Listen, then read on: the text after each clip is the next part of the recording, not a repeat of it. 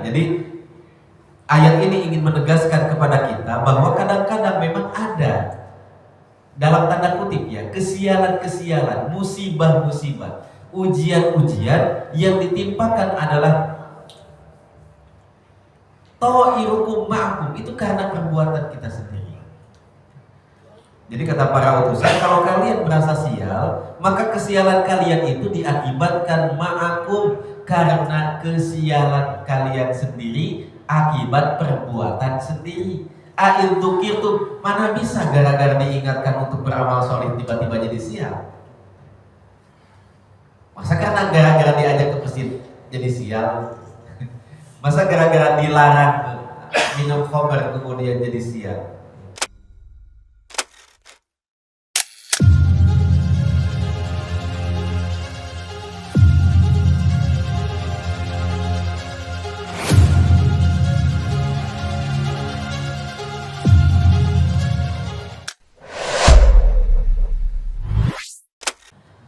Bismillahirrahmanirrahim.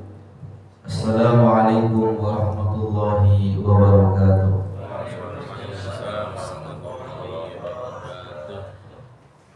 Alhamdulillahi rabbil alamin, wassalatu wassalamu ala asyrafil anbiya'i wal mursalin, sayyidina wa maulana Muhammadin wa ala alihi wa sahbihi ajma'in. Naqulu Allahumma inna nas'aluka ilman nafi'an wa rizqan thayyiban wa amalan mutaqabbalan. Allahumma anfa'na bima 'allamtana wa 'allimna ma yanfa'una wa zidna ilma. Amma ba'du, para jamaah, bapak-bapak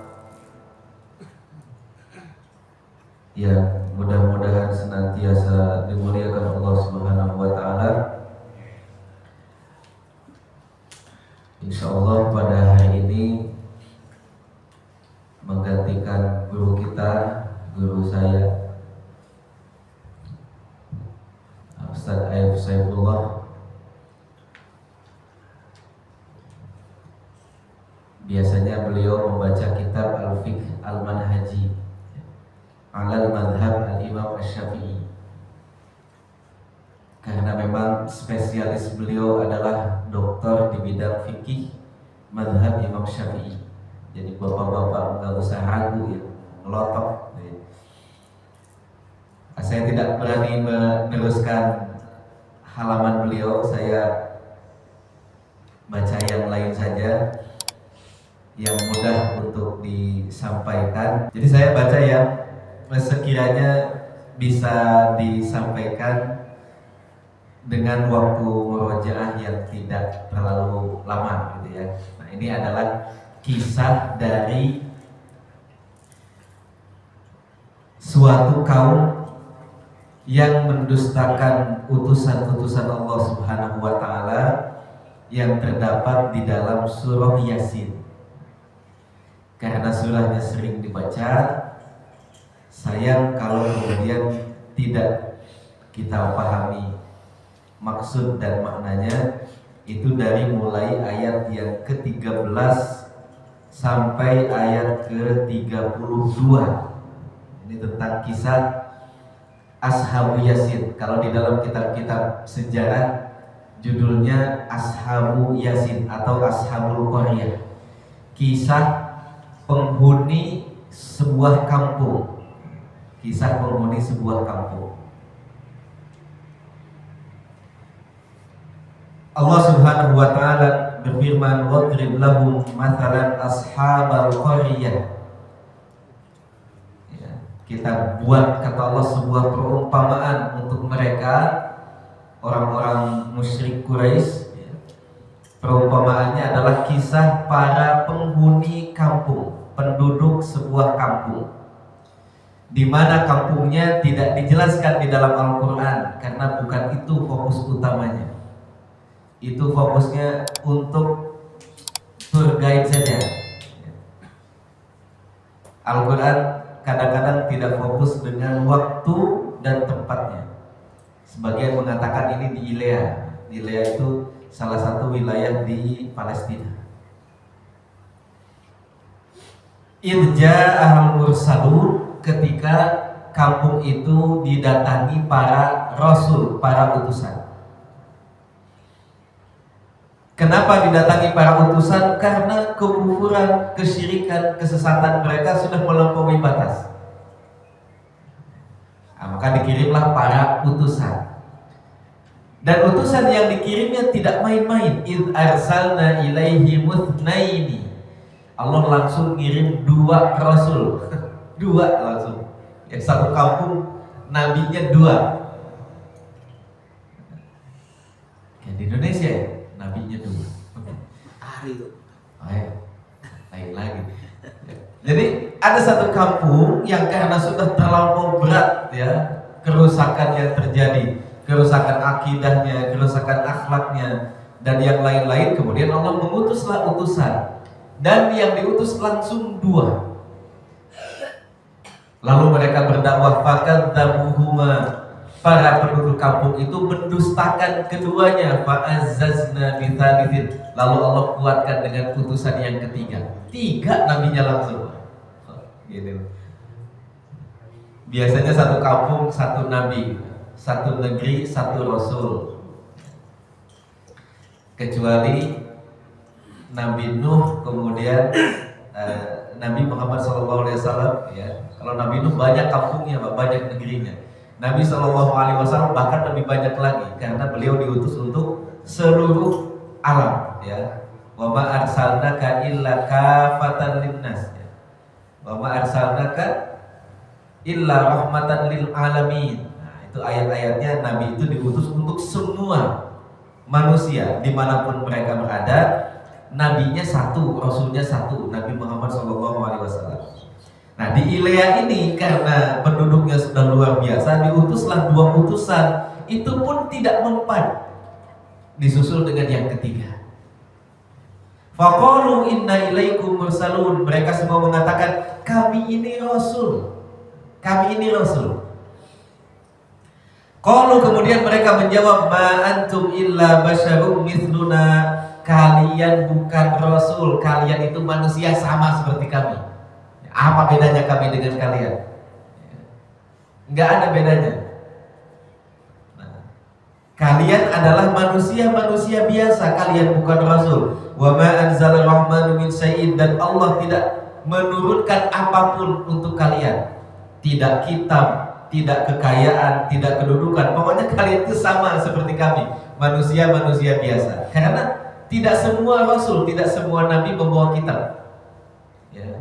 Tidak semua rasul, tidak semua nabi membawa kitab. Kitab yang Allah turunkan itu kan hanya 114. Ya, hanya 114. Jumlah nabinya ada berapa? 124.000. Kan banyak ya. Jadi tidak semua nabi dapat kitab. Ya. Allah tahu, Allahu a'lamu haitsu yaj'alu risalatan. Allah tahu ya, ada yang dapat kitab, ada yang tidak perlu dapat kitab, di mana ini harus diutus, di mana yang ini diutus, semuanya sudah diatur oleh Allah Subhanahu wa taala. Jadi tidak semua rasul mendapatkan kitab. Bahkan rasul-rasul yang wajib kita ketahui juga tidak semuanya mendapatkan kitab. Yang diketahui kan 4 ya. Ini harus hafal karena kalau di dalam akidahnya Ahlus Sunnah termasuk yang wajib dihafal adalah 4 kitab. Nabi Rasulnya 25 yang wajib diketahui, wajib dihafal. Jumlah kitabnya 4 dari sekian ratus kitab. Itu yang harus diketahui 4 saja. Jangan-jangan 4 juga tahu. Dites kan? Ya. Tauratu Musa bil huda tanziluha, Zaburu Dawud wa inzilu ala Isa wal furqanu ala khairil malak.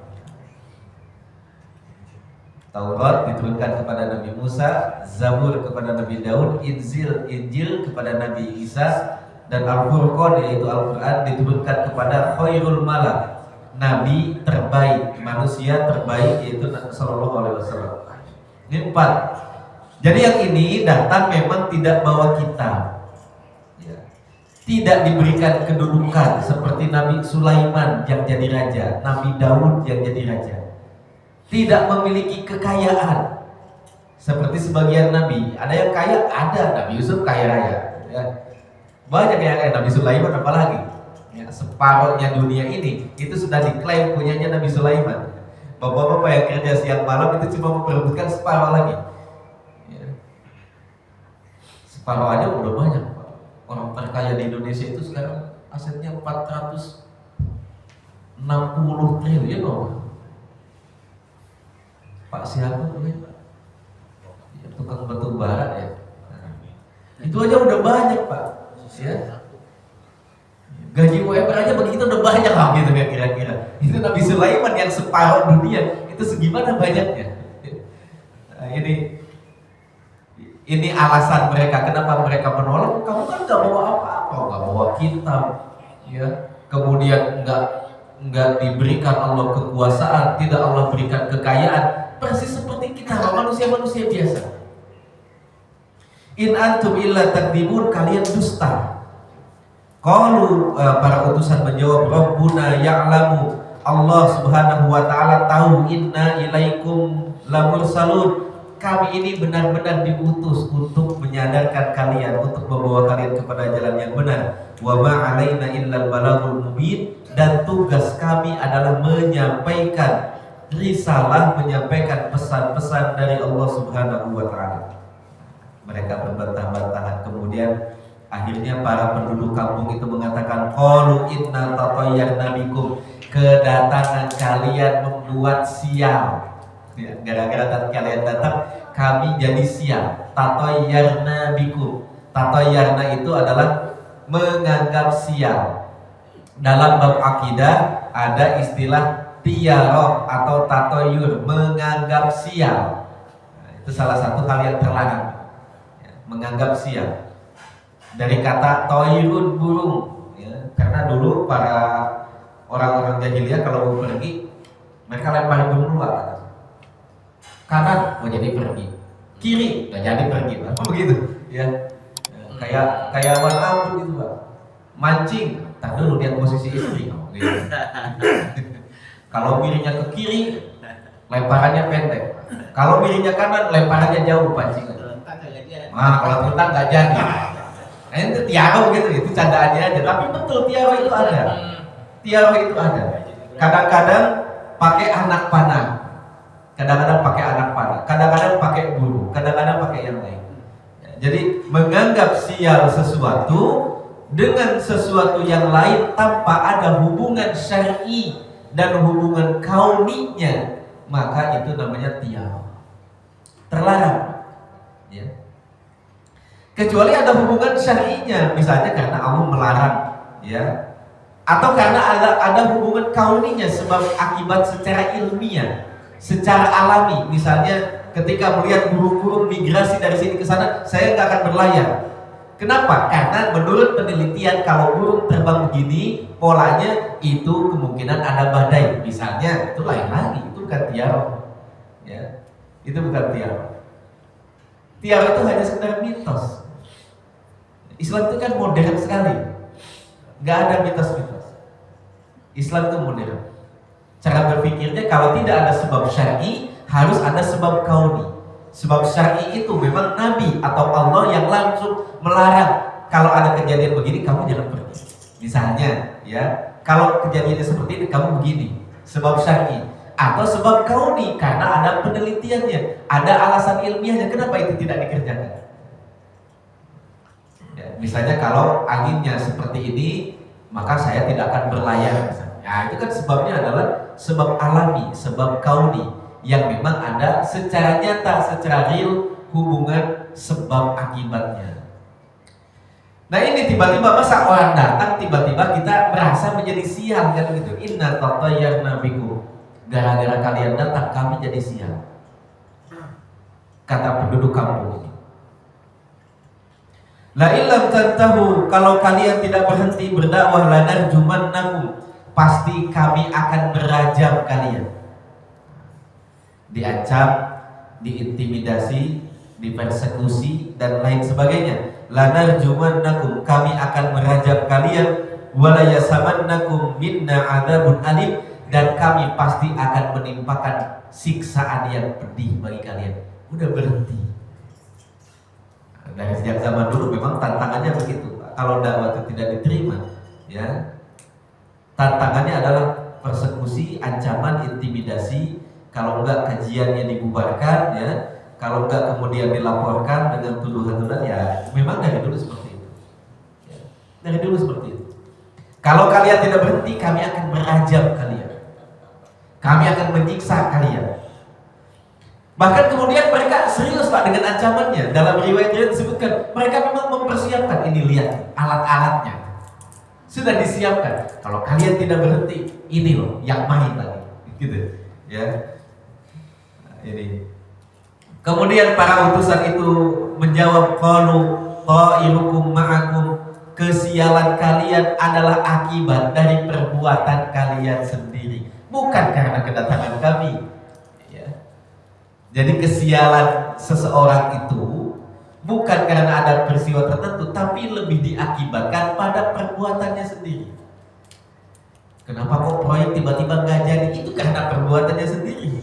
Ya, Nabi SAW pernah bersabda, Innal abda la yudnibu dzanban faharamallahu rizqan qad kana alahu. Ada seorang hamba yang melaksanakan dosa, kemudian gara-gara dosa itu dia jadi sial. Apa? Rizki yang sudah disiapkan oleh Allah ditahan lagi. Nah, itu karena perbuatannya. Itu ada hubungan syar'inya. Itu bukan tatoyur kalau kita mengatakan itu.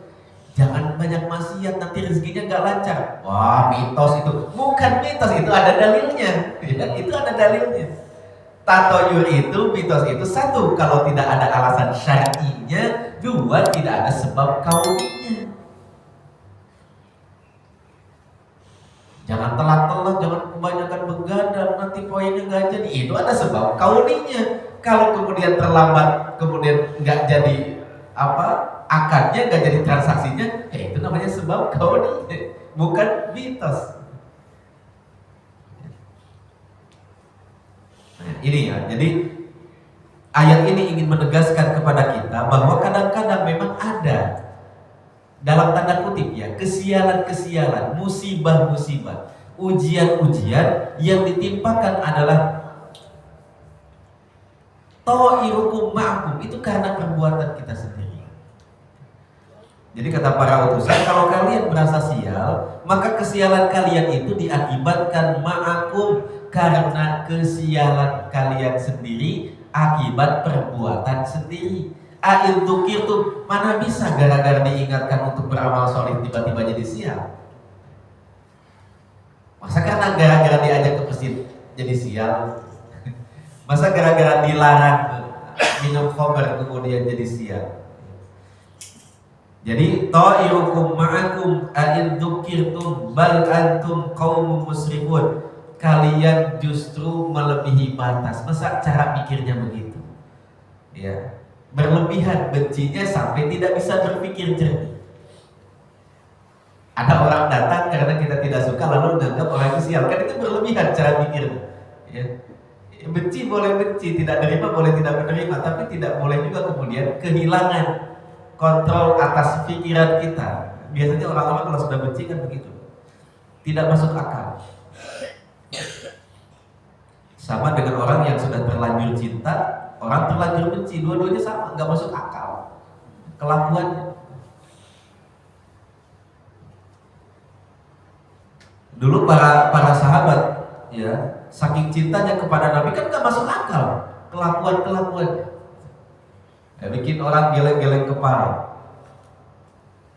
Ada seorang sahabat dijuluki kunfun, Pak, silangkap.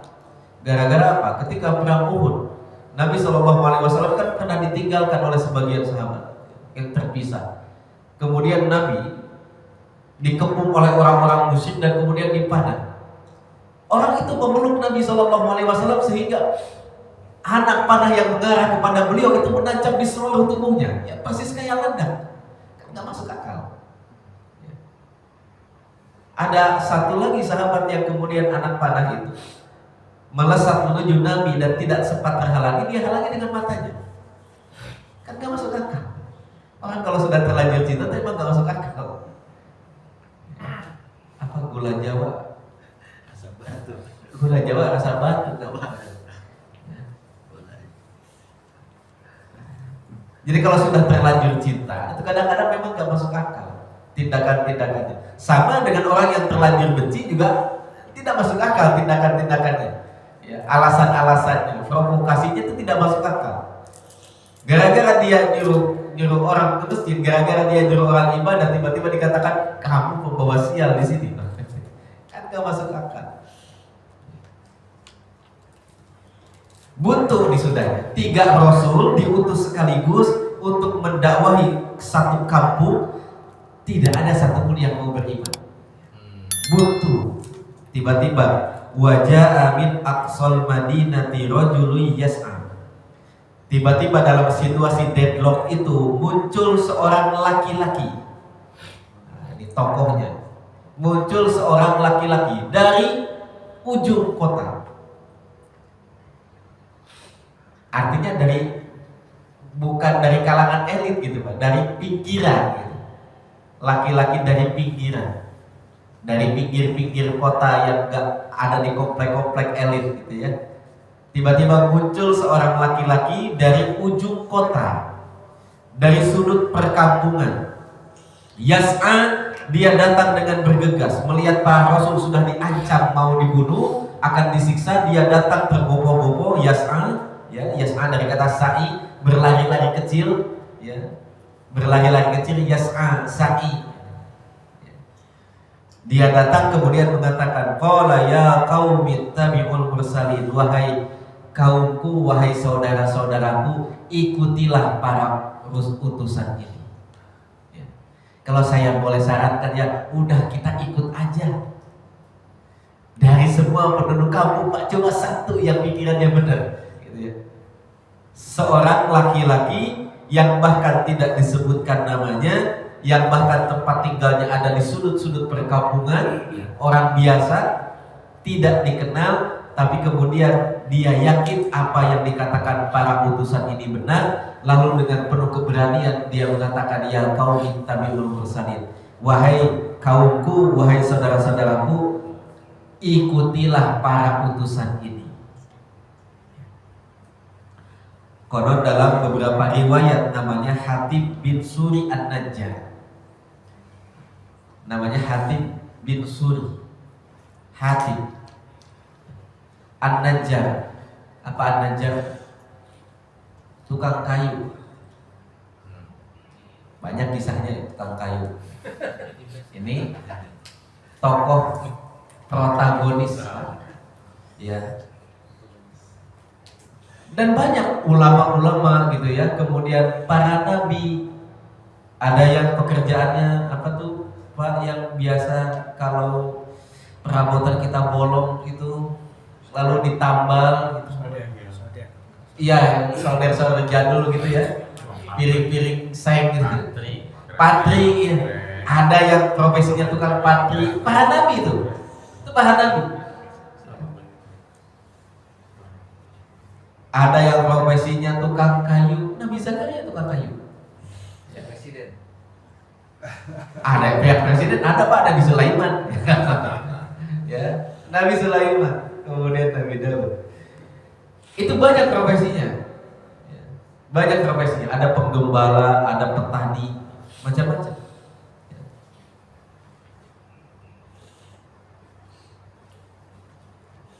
Nah ini orang laki-laki ini namanya Hatib bin Suri An-Najjar, datang dari sudut kota. Dia mengatakan, udah kita ikuti saja, ya. Ittabi'u man la yas'alukum ajran wa hum muhtadun. Ikuti orang-orang yang ketika berdakwah tidak meminta upah. Belum apa-apa kan dulu baru saya datang Pak. Ya. Ada ya Pak? Ya mungkin ada. Tapi jangan seuzon juga ya. Mungkin ada hal-hal yang tidak kita ketahui. Kalau ada karena saya pernah menghandle beberapa kegiatan ya, itunya konfirmasinya begitu karena ada manajemennya dan lain sebagainya ya. Insya Allah datang, tapi tanda jadinya DP dulu. Saya besok-besok kalau Pak Edi nanya, gak ada ustaz, DP dulu Pak Edi. Masya Allah, ya. Memang halal ya halal. Tapi kalau kemudian itu yang menjadi tujuannya, itu tidak layak untuk diikuti. Ya. Wala taj'al lid-dunya akbar hammina wala mablagha ilmina. Itu dipegang doanya ya. Itu doa langsung dari Nabi sallallahu alaihi wasallam. Wala taj'al lid-dunya akbar hammina wala mablagha ilmina. Jangan jadikan dunia ini sebagai titik fokus perhatian kita. Wala mablagha ilmina. Jangan sampai semua ilmu yang kita cari ini ujung-ujungnya cuma dunia saja. Enggak, jangan. Ya. Itu Nabi sampai tiap pagi baca itu. Wala taj'alid dunya akbar hammina wala mablagha ilmina. Jangan sampai dunia ini jadi titik fokus perhatian kami dan menjadi ujung dari pencarian ilmu kami. Kuliah sekian puluh tahun ujungnya di situ. Ngaji sekian puluh tahun ujungnya di situ. Pesantren sekian puluh tahun ujungnya di situ.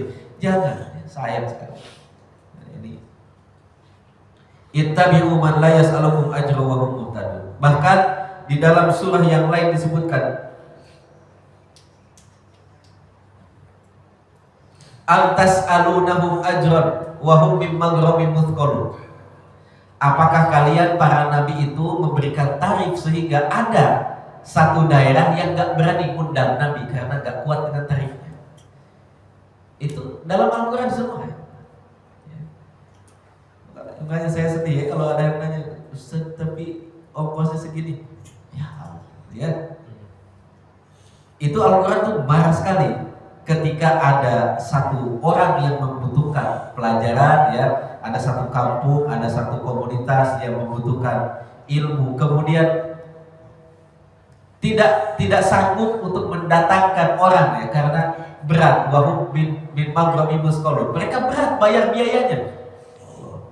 Itu para nabi sampai dimarahin sama Allah. Para nabinya enggak ada. Itu Allah marahin para nabi untuk orang-orang setelahnya. Antas alhum ajran. Wahai Muhammad, apakah kamu minta upah sehingga mereka enggak berani undang kamu? Begitu.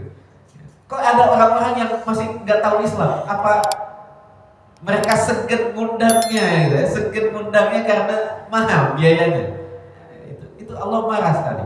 Ya, marahnya bukan sama para nabi sebetulnya. Itu hanya sebagai apa ya, contoh bahwa bukan itu yang seharusnya terjadi.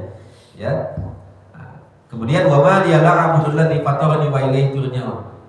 Ketika ditanya apa yang sudah mereka berikan kepada kamu sampai kamu jadi pembelanya ya, begitu ya. Wah, kamu bersekongkol ini dengan orang-orang ini, para pendusta ini. Apa yang sudah mereka berikan? Kata dia enggak ada. Saya cuma berpikir logis saja. Kata dia, wa ma liya'budu allazi fatarani wa ilaihi turja'un. Kenapa kita menyembah yang ini sementara yang ini tidak menciptakan kita? Kenapa kita tidak menyembah Allah yang menciptakan kita? Mereka itu tahu Pak kalau Allah itu yang menciptakannya.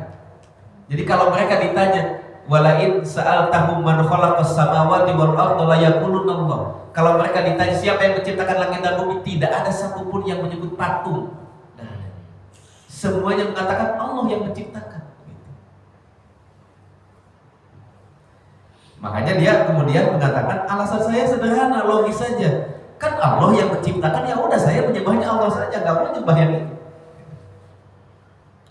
A'attakhidhu min dunihi alihatan. Kenapa kita menjadikan yang lain sebagai Tuhan? Iyuridni rahmanu bidurrin. Kalau seandainya Allah menghendaki keburukan, la tughni ani syafa'atuhum syai'an. Ini patung-patung ini tidak bisa membela sedikit pun. Ya. Kalau saya lagi telat gajian, emang patung yang ngasih gajinya. Kalau THR kaca emang patung yang nyari THR kan enggak gitu ya. Gitu kira-kira alasannya. Kenapa kita tidak menyembah Allah dan menyembah patung-patung ini? Sementara satu, kalian tahu yang menciptakan kita adalah Allah. Dua, kalian tahu kalau kita dalam kesulitan, kan patung-patung ini tidak berdaya memberikan jalan keluar. Nah, mereka tahu.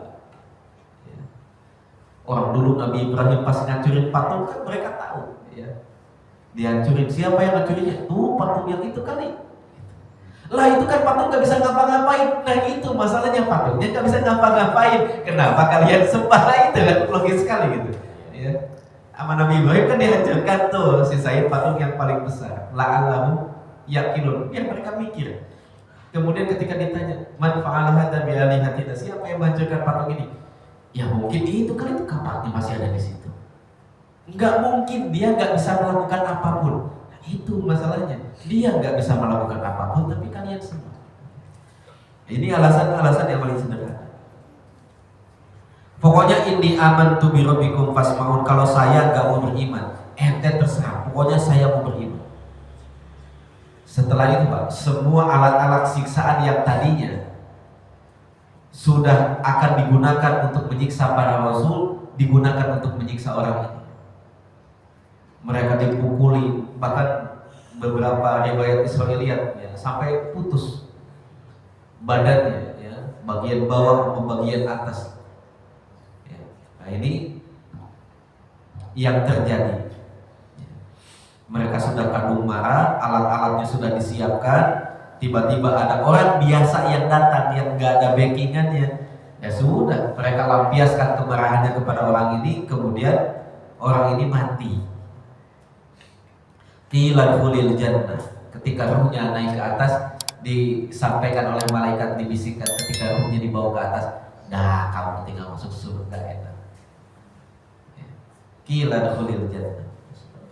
Akhir yang sangat membahagiakan. Qila dkhulil jannah. Dikatakan kepadanya oleh para malaikat, masuklah kamu ke dalam surga.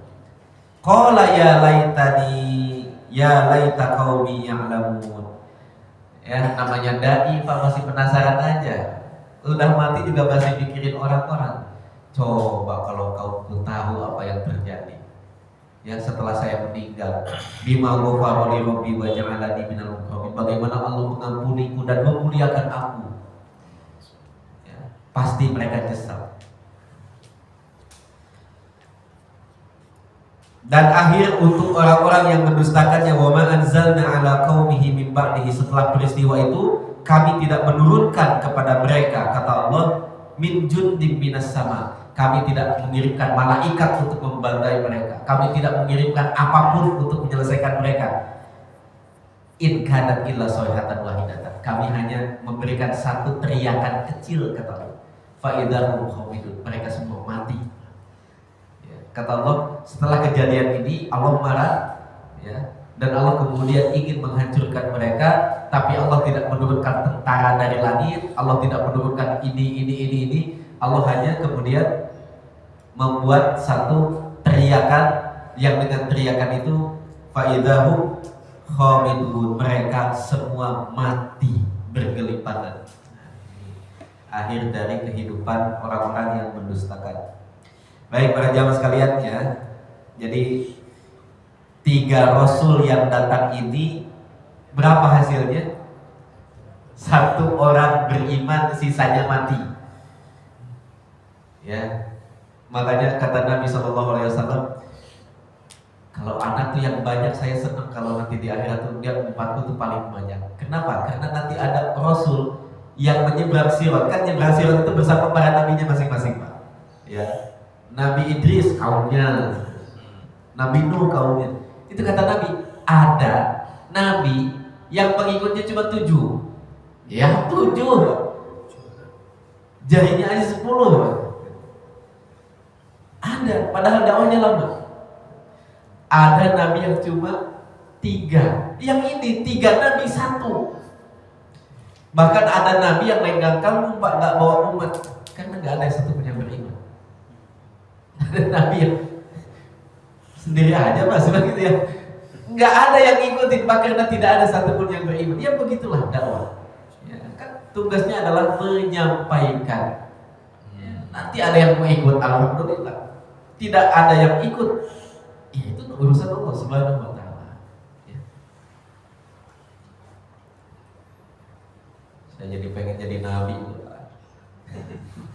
Kira-kira ada pengikutnya, minimal orang Baitul Rahim jadi pengikut saya. Di Bogor aja ada yang ngaku nabi, masa saya nggak boleh gitu ya? Ada aja, dan ada aja yang ngikutin. Kenapa ya? Nggak masuk akalnya, ada aja yang ikut. Ada yang 70 orang. Saya berpikir, itu ada nabi yang cuma pengikutnya cuma 7, ada yang 3, ada yang 1, ada yang 0. Kenapa orang kayak gitu ada aja pengikutnya? Ada pengikutnya. Makanya Nabi itu senang. Kalau nanti dibangkitkan pada hari kiamat, siapa yang paling banyak umatnya? Nabi Muhammad SAW. Siap ya pada punya anak lagi. Jangan divasektomi dulu katanya. Punya anak dulu yang banyak ya. Punya anak dulu yang banyak. Mudah-mudahan nanti ya dikumpulkan di surga itu banyakkan gitu, para rombongan. Baik, ini yang bisa saya sampaikan. Jika ada yang perlu kita diskusikan silakan. Alhamdulillah satu pertanyaan. Silakan Bapak jemaah diberi kesempatan sekiranya yang disampaikan atau ditanyakan.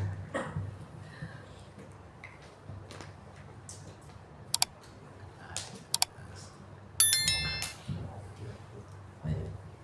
Hanya kita pilihkannya yang begini, ada pertanyaannya. Nah, itu saya setengah 7 mau jalan lagi. Ini siap satu. Izin saya bismillahirrahmanirrahim. Pertama terima kasih kepada Ustaz Zainal yang menyampaikan kajian tafsir ini begitu menarik terkait dengan sebuah kisah di surat Yasin. Mau izin bertanya terkait dengan ayat yang ke-15 Ustaz. Di situ kan qalu ma antum illa basyarum misluna wa ma anzala rahman min syai'in in antum illa takdzibun. Jadi kan mereka menolak dakwah dari 3 rasul itu, kemudian mereka mengatakan bahwa Allah itu tidak menurunkan apapun. Nah, cuma di sini menggunakan kalimat Ar-Rahman, Ustaz. Nah, kata Ar-Rahman yang keluar dari mulut para penolak itu, ini apakah hanya sekedar penyebutan atau pengakuan bahwa Allah itu Ar-Rahman, Maha Pengasih, Ustaz? Nah, ini nanti kan ada kaitannya dengan keimanan mereka terhadap Allah gitu loh, Ustaz. Ini gimana maksudnya nih, Ustaz? Baik, jazakumullah khairan. Wallahu a'lam. Pertama, alasan ma antum illa basyarum mithluna itu alasan kalian itu manusia biasa, itu alasan hampir semua kaum ya yang didatangi utusan. Kalau tidak mau beriman alasannya gitu. Ya, ada yang pengennya coba kalau malaikat yang diutus itu. Ya, ada yang coba kalau pejabat yang jadi nabi itu kita mau. Coba kalau dari golongan kami. Pokoknya ada alasannya seperti itu. Ya, wa ma anzala rahman. Menggunakan kata ar-Rahman karena ar-Rahman itu adalah merujuk pada kasih sayang Allah di dunia. Kalau Ar-Rahim itu kan lebih identik pada kasih sayang Allah untuk orang-orang beriman di akhirat. Salah satu wujud dari kasih sayang Allah di dunia adalah mengutus utusan, menurunkan kitab, memberikan rizki dan lain sebagainya. Makanya munasabahnya kan Allah Ar-Rahman saja nggak ngasih kamu apa-apa, nggak ngasih dunia, nggak ngasih jabatan, nggak ngasih kitab. Padahal 3 hal itu adalah manifestasi dari rahmannya Allah. Ya, manifestasi dari rahmannya Allah. Jadi kan Allah itu Ar-Rahman, Ar-Rahim. Menurut sebagian ulama, Ar-Rahim itu adalah kasih sayang yang Allah berikan tumplak di akhirat hanya untuk orang-orang beriman. Wa kana bil mu'minina rahim. Untuk orang-orang beriman Allah Rahim, Rahim. Tapi Rahman itu mencakup semua makhluk di dunia. Di dunia. Bentuknya, manifestasinya adalah menurunkan rezeki itu Allah Ar-Rahman, menurunkan hujan itu Allah Ar-Rahman, mengutus utusan kan di dunia ya, itu Allah Ar-Rahman, menurunkan kitab sebagai panduan itu Allah Ar-Rahman. Allah itu Ar-Rahman, tapi kok nggak ngasih kamu apa-apa gitu ya? Nggak ngasih kamu kedudukan, tidak memberikan kamu jabatan, tidak memberikan kitab. Nggak ada satupun yang Allah berikan. Padahal Allah itu adalah Ar-Rahman. Yang harusnya kalau kamu benar-benar nabi, ada dong bedanya dari kita. Kan Allahnya Ar-Rahman gitu ya. Kok nggak ada bedanya? Kamu tuh bahasa misluna, mirip kita, benar-benar mirip kita. Nah, ini salah satu hikmah dari penyebutan kata Ar-Rahman ya, di dalam ayat ketika menyebutkan tentang nikmat-nikmat Allah yang diturunkan di dunia. Dan kata Ar-Rahman ini memang paling banyak disebutkan dalam konteks membantah orang-orang yang tidak beriman.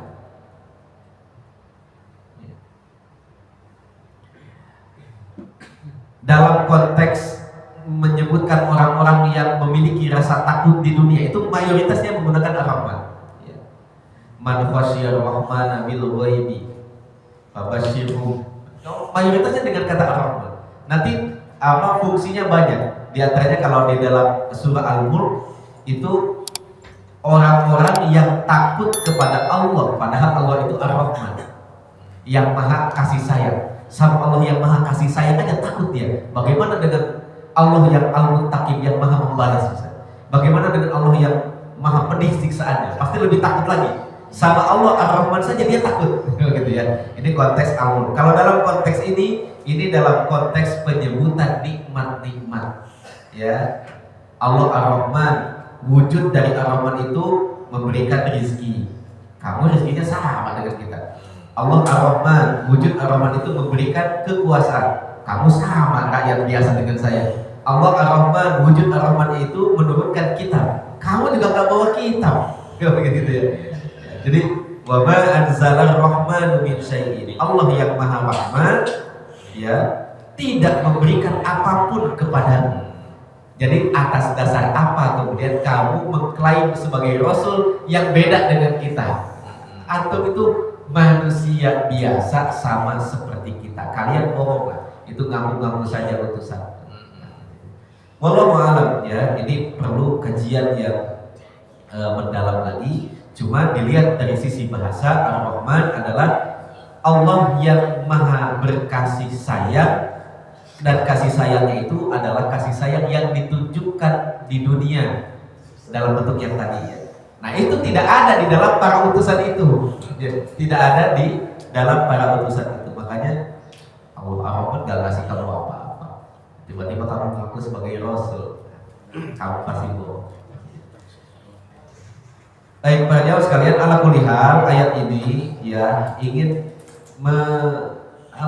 ingin membangun satu semangat dakwah. Ya, semangat dakwah. Kadang-kadang sama Nabi mentok, kadang-kadang sama ulama, sama ustaz mentok. Tapi mungkin sama bapak-bapak enggak. Ya.